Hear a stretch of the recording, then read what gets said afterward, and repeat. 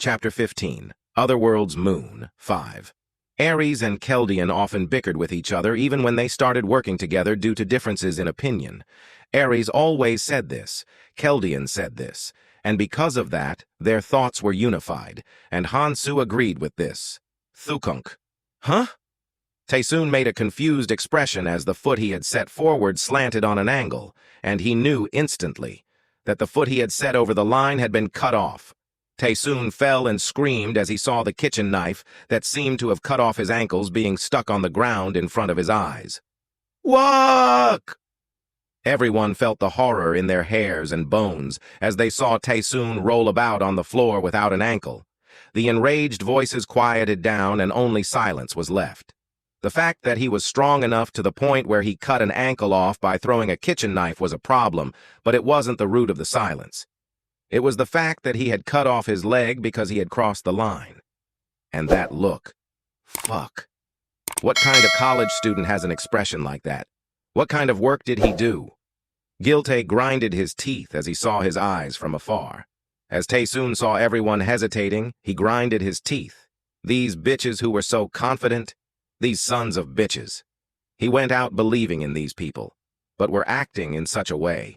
Taesoon, who was looking at the people with tails between their legs, shouted out while squirming in agony. Gua! Gua! You dirty bastard! You do this much to a friend just because you don't want to give a piece of meat! Truthfully, it didn't seem like that was the root of the problem, but that wasn't important. The important fact was that that guy needed to die right now, and to do that, he needed to stimulate the ones over there who were cowering like dogs with their tail between their legs. Taesoon spat out an evil shout. You guys, think well. Do you think that the guy who does this to me because he didn't want to give out a piece of meat would let you live once he gets stronger? And then everyone felt the horror in their hairs and bones. Those words were right. The already strong guy had risen up this much in just a day, and he had obtained a strange weapon as well. What would happen if he increases the gap in a few days? And if that happened, would a guy who carelessly sent his friend's leg flying leave them alive? Hit him now! You guys are watching like this because you have no confidence in winning! Gilte grinded his teeth. They didn't know if those words were correct. But they couldn't give up the chance right now. Even if he didn't have such thoughts, if he becomes strong enough to easily push them down with his hands, and if he needs extra runes in order to become stronger, then it will become a disaster. If he were to attack them in surprise during the day, then they would just become a vending machine that is giving out all their runes. They had to kill him while everyone was excited, had their weapon, and escape was impossible due to the light coming out of their bodies. Prepare yourselves. Hansu shrugged his shoulders at the atmosphere that was becoming sinister. There was a bit of misunderstanding, but the conclusion was the same. There was no point in persuading the guys who were charging at him with a death wish, and there was no reason to take care of them all, since an easily set fire is easy to extinguish. One step at the time, staring from the ones who crossed over the mountain, he had to finish in an overwhelming fashion, since only then the other guys who charge at him thoughtlessly disappear. And it seemed that there were some people with skills in that crowd. They hadn't hunted much, but their body was good from the start, so their basic stats were good. And to crush those guys, his current battle powers were a bit lacking. Cloud Snack is a bit wasteful. He couldn't use such a thing which he had 20 of. He needed it to fight the guy blocking the second hidden piece at the... Hansu absorbed all the runes in his wrist. Since there was no need to trade runes for the moment, all his stats, like his strength, shot up instantly.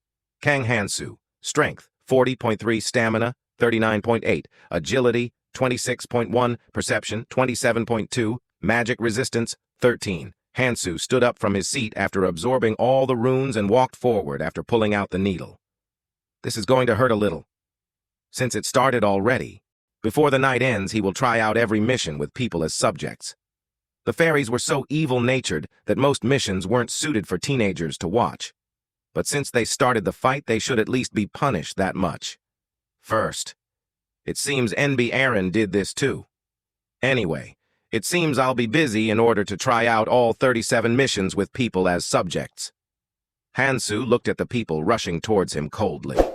Eventually, the moon that was hanging in the sky started to blink as it closed its eyes, which meant that it was past 6 o'clock. As the moon closed its eyes, the lights that were stuck on the people's body started to disappear. It had closed its eyes, but the moon kept on giving out light as it shone the disastrous scene below. Ook! Ook! Almost 20 or so people were stuck on the floor with holes in their limbs and were barely breathing. Everybody here were people who followed that man called Gilte. And Tae-soon was part of this group as well. It has already been a while since the others ran away from here in every direction. And Mi-hee was watching Hansu from the side with a disgusted expression. Ui! The fight ended rather easily. The people who rushed him were of no match to Hansu. Their experience itself were different. He knew exactly where to stab and had no hesitation in doing so. No, even if they had similar experiences and skills, their stats were different.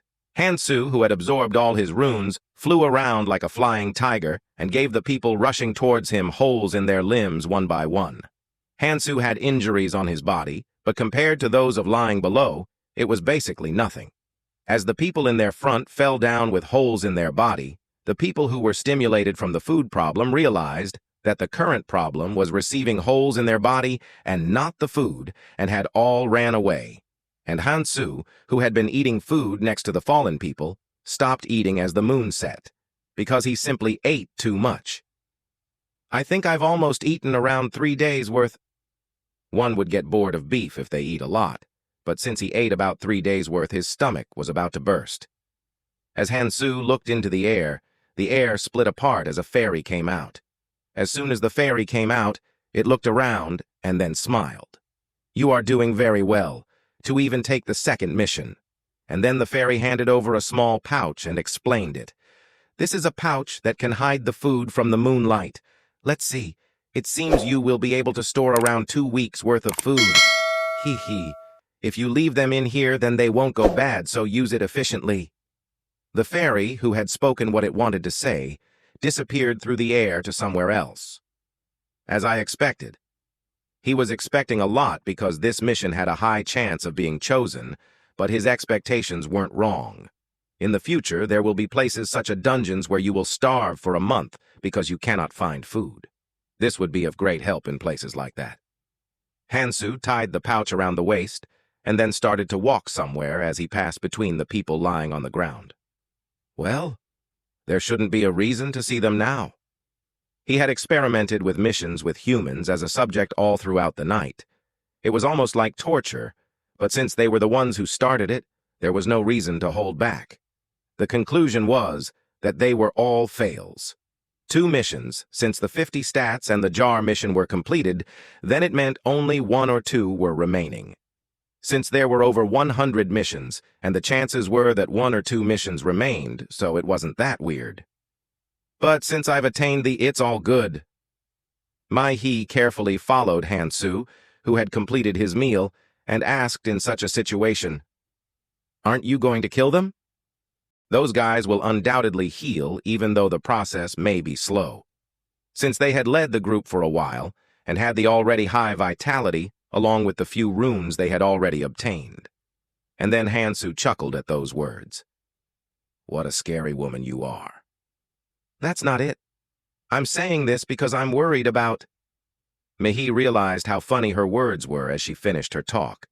They weren't his problem already.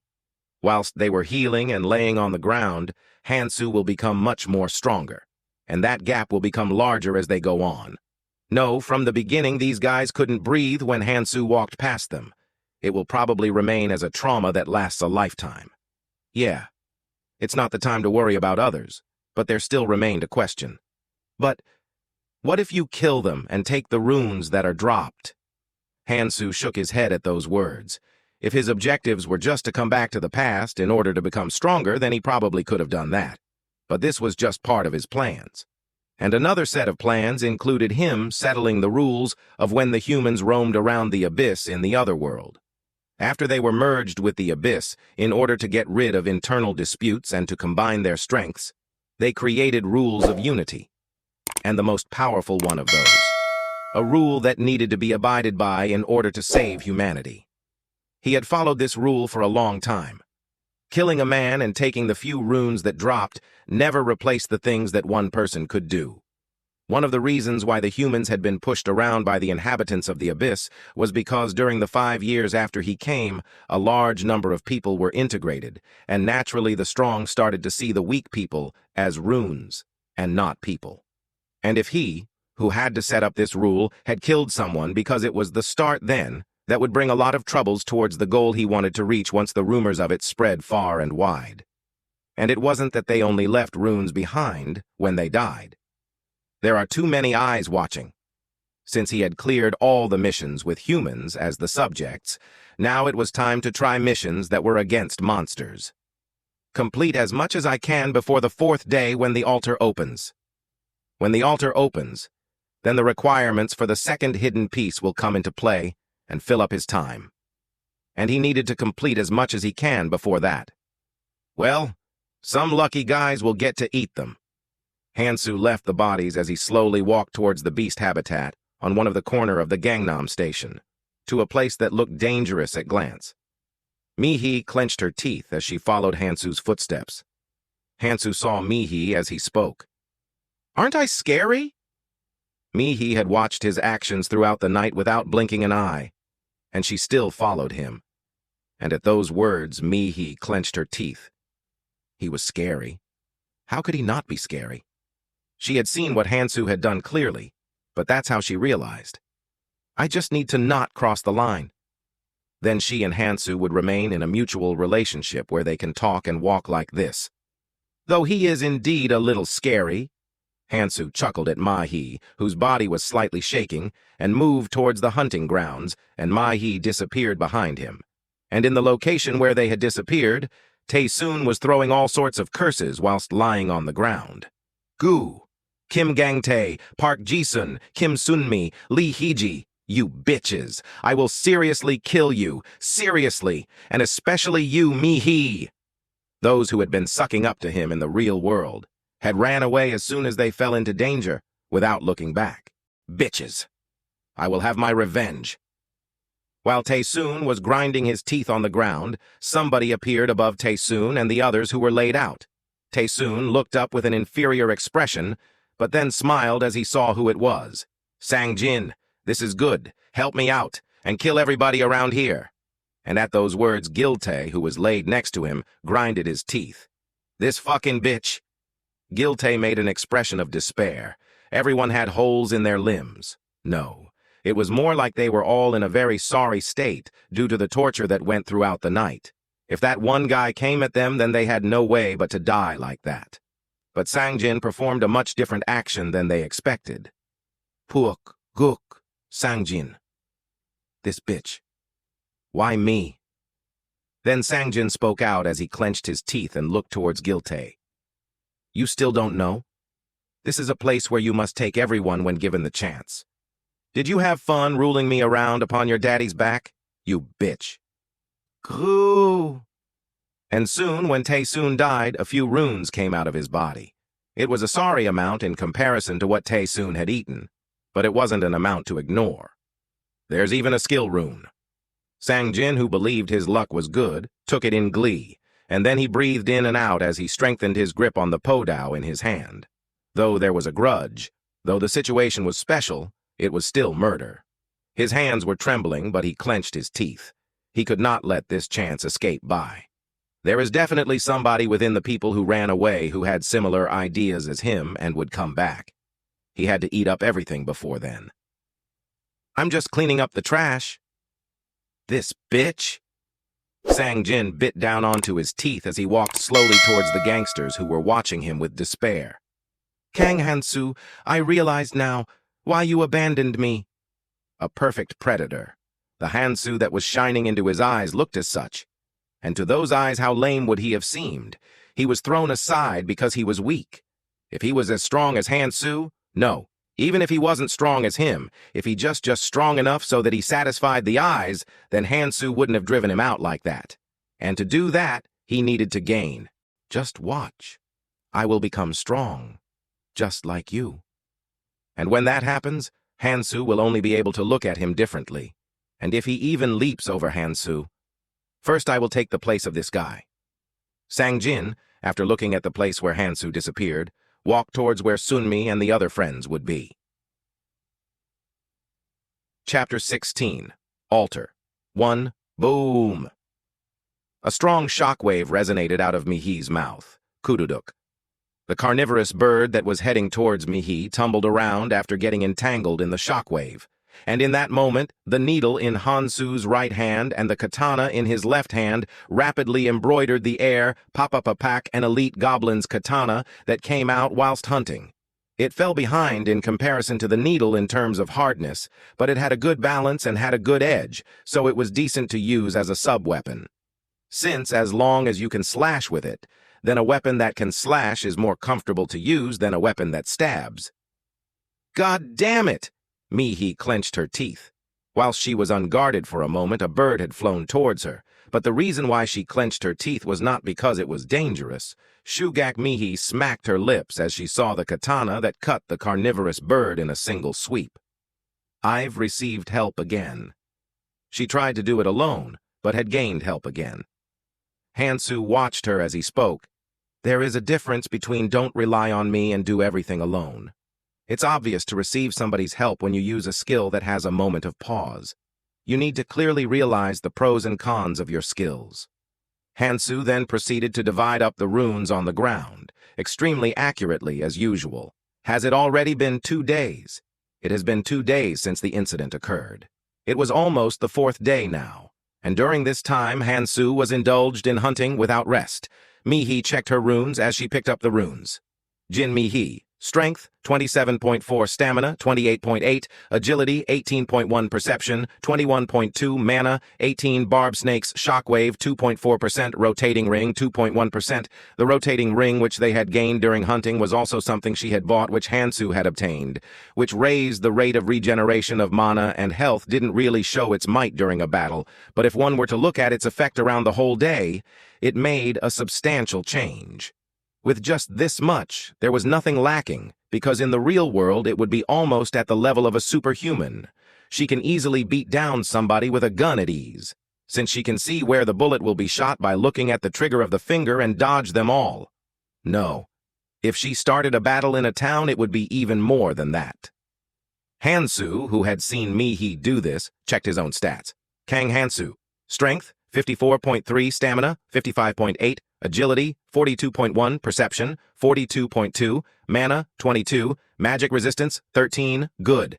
Hansu, who had raised up his agility and perception, nodded.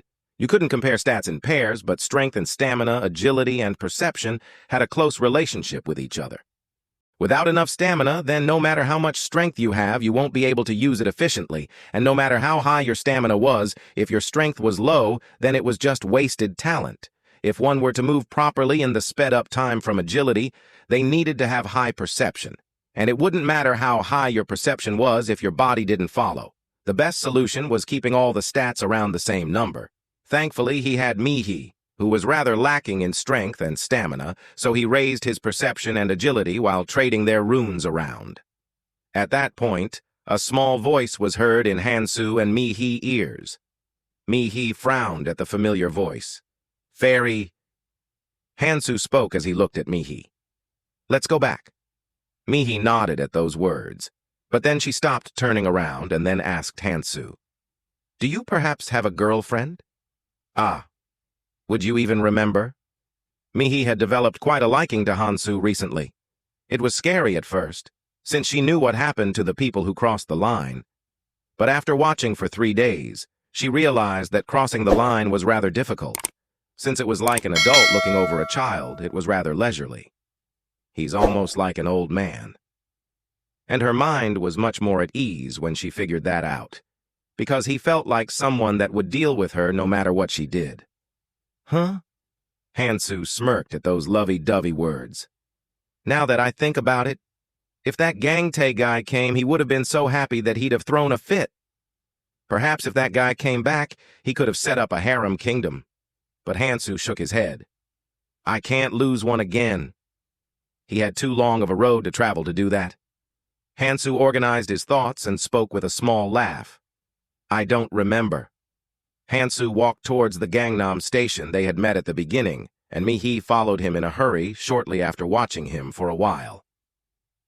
The place where they had started was already swarming with people. Because Hansu had told them how to eat the goblin meat, it seemed like internal fights due to food hadn't risen up. Without that, it was likely that their numbers would have been much lower, and there were some familiar faces out of the ones alive. They were all alive! Mihi felt her mind, which was rather full of worries due to not being able to see her friends due to following around Hansu, which was rather rigorous, settled down as she saw them alive afar. But the situation is a little strange. Whilst she was frowning as she saw the weird tension, the air suddenly split, and a familiar face popped out and shouted energetically, "Greetings, everybody! I'm here today with two very, very good news." The fairy, who had shouted loudly, watched the people as it smiled. "The first good news is that if you hold on to 72 more hours, then you can get out of here." The people had heard the news but didn't really make a happy expression, because it sounded like that even if they had left this place, the place they will go to wouldn't really be safe. No, since this was the tutorial, it was obvious that they were going to a more dangerous location. The fairy laughed at these people. "I think I know what you're feeling. But when you hear the next story, you will think that this is a very good news." And as the people stared at the fairy, it flicked its fingers. Coo-goo-goo-goo-goo-goo. Something rapidly shot up from the small movements of the hand, a structure almost the size of a small building. Altar? The people made a weird expression as they looked at the new building. It definitely had a similar form to the altars at the ancient Aztec grounds. The fairy laughed as it looked at the people. "It's a magical altar. There lives a very cute pet inside." Then the altar shone bluish as it turned transparent. The altar was an empty box-like structure unlike its outside appearance, and the people gulped as they saw the creature within it. Krrr. Something that resembled the alien. If you discard the fact that the size of it was 15 meter, the thing inside the altar was scratching the wall of the altar as if it was pissed at something. An even more frightening thing was that every time it scratched the wall, parts of it would fall apart as it made grinding sounds. "Can you see it? It's called. But our friend here is very hungry right now. Since there's nothing to eat in there, it wants to come out of there right now. We starved it for a whole day for this." As you can see, the altar is very good in terms of looks, but it isn't really useful. It will probably get destroyed soon, since it's a structure that is faithful its design. At these words, the people made a frightened expression. Everyone knew that the area they were in currently was limited. If that altar fell, then they would all get eaten. Even if they were to hide, the beast will eat them alive as it chased them one by one at night. The people then realized why the fairy said the earlier news was a good news. Because in other words, after 72 hours, they didn't have to be in the same space as the monster. "Wait, it said there were two good news before." The fairy smiled as it spoke. "I said there were two good news before, right? Thankfully, there is a way to make him fall asleep. If he falls asleep, then he would naturally stop scratching the wall to come out, right?" But nobody asked a question, since it had shown what happened to someone who questioned it before. As there were no reactions, the fairy made a dejected expression for a while, then spoke again. "The answer is very simple. 5 a day. If you give him 5 people as food, then he would fall asleep. Since it's 72 hours, you would need to give him food 3 times. Right?" Everyone clenched their teeth at these words. What the fuck? The number of people who are still surviving is only around 60. It meant that only if they use a quarter of the people they had now, then that beast wouldn't escape. Damn. Then it's just better to fight. As someone had this thought in their mind, the fairy spoke again. "The choice is yours. Give or not give. But I'll show you this in order to help you decide." And then the fairy played a short clip in people's heads. These were people who decided to fight it together, from the tutorials before. The people who had seen this made an extremely frightened expression. The beast that was released was basically causing a massacre, ruthlessly ripping and smashing, and the beast that had escaped didn't just stop after eating 5. The beast that had came outside devoured the humans in a craze. They had fought with combined strength, but every time it ate somebody, its health rose and the injuries on its body healed. Almost 70 people had charged it, but they were all massacred, and the ones who ran away were later eaten. The beast which had eaten everybody was left alone as if nothing happened. Everyone realized what kind of decision they had to make after the clip finished. One of the people who had seen the clip asked whilst clenching their teeth, "How do we choose the people to go in?" Then the fairy answered with a strange expression. "Why are you asking me that? Pulling out of a hat, forcibly chucking them in, figure it out yourselves. You just need to put them in while they're alive. No dead bodies." The fairy, which had emphasized, smiled as it spoke for the last time. "By the way, you should decide within an hour. If you put in a sacrifice, then you will be safe for 24 hours. And then if you put in more in the next hour after that, you will be safe again. Then be strong for the remaining 72 hours. Bye." And then the fairy disappeared just like that. The people started to mumble. Their opinions were all heading to one path. That fighting was impossible, which meant there was only one way. Whilst they were guarding against each other, a man spoke out. "To be fair, how about we pull names out of a hat? We pick 5 on the first day, 5 more the next day, like that." Then one person smirked. "Why do we need to be fair?" At those words, everybody looked at that direction. And Mihi, who had also turned towards that direction, also drooled. It's Sang-jin and friends. The 5 were emitting a different aura at a single glance now. The scars all over the body meant that they were converged in battles until now. And it seems there's something different about Sang-jin. His confidence was overflowing, and he was standing in the middle as if he was doing the work that Taesoon was doing instead. Whilst Mihi was watching Sang-jin, the man who has spoken before frowned as he asked, "Then what do you want to do?" He didn't keep his formalities from the fact that his opinions were ignored, and the one who had ignored it was a young person. Sang-jin replied to those words. "Isn't it obvious that we should throw in the 5 most useless people first?" Everyone frowned at those words. They did have a thought like that, but it was difficult to speak it out just like that. Sang-jin walked forward as he watched the people and spoke. "It isn't the time to idle. We are separated right now, but we will leave here in 72 hours. But what will happen after we get out?" Everyone started to whisper and mumble. "Think of the amount of people who went missing. It isn't simply just around 100. If we go out, then the people who had gone through similar experiences will be crawling about everywhere. No, we don't know that an even stronger beast would come out. We might even have to fight a beast like that." Everyone nodded at those words, since they were all thinking along those lines too. There wasn't a game where the difficulty lessened as you proceeded, and the chances of meeting people who went through similar experiences like them was high. As the people looked at him, Sang-jin shouted loudly, "Of course, to fight with them, we need to combine our strength. And it's obvious we need stronger people more, since if when we go out, we will need to face stronger enemies." And then Sang-jin smacked the building next to him. Boom! The wall of the building blew off from Sang-jin's fists, and Mihi, who saw this, mumbled inwardly in shock. When did he get so? She could be certain. Since she had followed Hansu and hunted along with him, she had grown faster than anybody. But Sang-jin was even stronger than her. If his strength was that much, then his other stats were probably similar. Whilst Mihi was shocked, Sang-jin continued his speech.